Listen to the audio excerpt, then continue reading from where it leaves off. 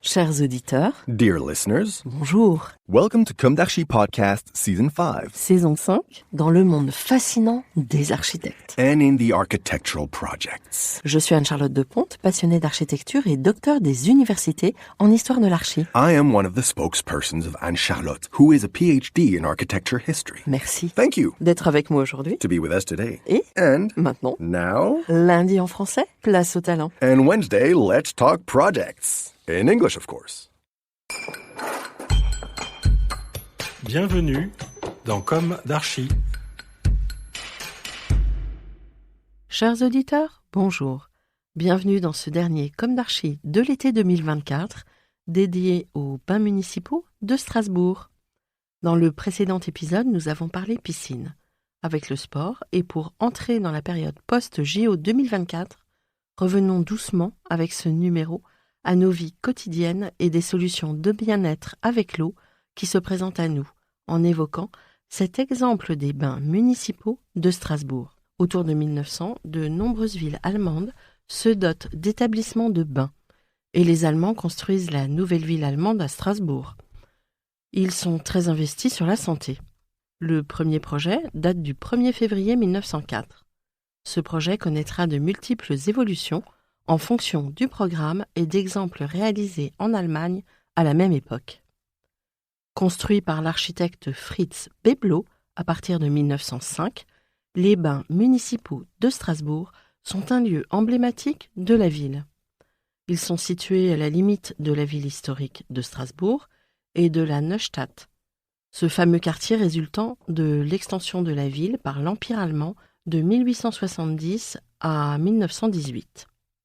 Le choix se porte sur l'emplacement d'une ancienne caserne démolie en 1902. Depuis les années 1890, la création d'un établissement de bains publics pour la saison hivernale et l'hygiène de la population est au cœur des enjeux politiques municipaux. Pensés pour procurer un sentiment de calme et de sérénité, ils sont inaugurés en 1908. L'édifice, révolutionnaire pour cette époque, parvient à allier béton technique et éclectisme architectural, une construction d'inspiration à la fois antique et néo-régionale. Celui-ci accueillait d'ores et déjà et aux origines des équipements variés, piscines intérieures, douches, saunas, solarium et même un espace de toilettage pour chiens. Situé au cœur du périmètre UNESCO, le bâtiment est classé au titre des monuments historiques depuis 2017.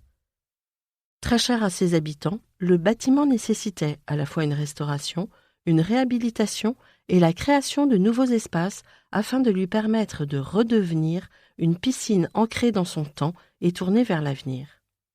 Cette mission a été confiée au groupement composé de Châtillon Architectes, TNA Architectes, Eiffage, Equalia et Quadriplus.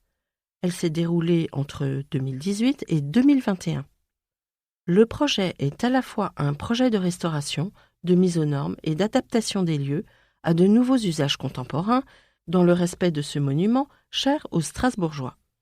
L'intervention devait concilier plusieurs objectifs: valoriser l'existant, restituer certains éléments et décors disparus ou altérés, mettre en sécurité et en accessibilité le bâtiment, renouveler l'ensemble de la technique et concevoir de nouveaux aménagements attendus pour les usagers de cet établissement. En un mot, l'ancrer dans notre époque sans renoncer à ses formidables qualités initiales. C'est un bâtiment qui ne laisse pas indifférent. Quand on le visite, il y a un rapport poétique très clair à l'espace, à la lumière. Il a beaucoup de charme. C'est une construction d'inspiration à la fois antique et néo-régionale. Cet équilibre est fragile, et il fallait le conserver, confirme François Châtillon.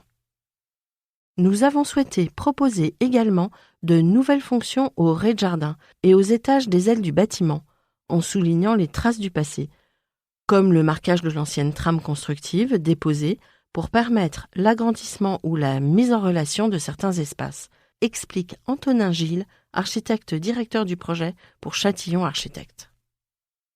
Leur méthode a consisté à s'intéresser en priorité à l'existant, afin de le préserver au maximum et de garder son authenticité. C'est alors le programme qui s'est soumis à l'édifice tel qu'il existait, Les travaux ont notamment permis de créer une offre traditionnelle de nage, améliorée par la mise en relation des 2 halles de bassin, permettant aux usagers de passer du grand au petit bassin selon les activités désirées. Les changements opérés permettent de respecter les règles normatives de sécurité et d'accessibilité pour une utilisation optimale de tous les publics. Et grâce à la modernisation des équipements, la facture énergétique a été diminuée de 40% et l'utilisation d'eau par baigneur de 80%. J'ai été invitée à le visiter et très sincèrement, c'est splendide. On a l'impression d'aller nager au musée. Des options de nage, de bien-être, tout en admirant le travail décoratif classé, les mosaïques, les faïences, la statuaire, les caissons, les tritons, les cabines de bain, me ferait presque déménager à Strasbourg. Chers auditeurs, merci pour votre écoute. Retrouvons-nous la semaine prochaine pour le lancement de la saison 6. D'ici là, prenez soin de vous. Au revoir.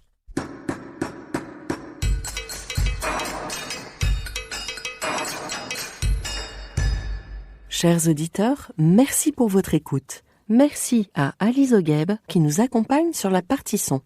N'oubliez pas de retrouver nos sujets en avant-première sur Instagram à l'adresse @comdarchipodcast.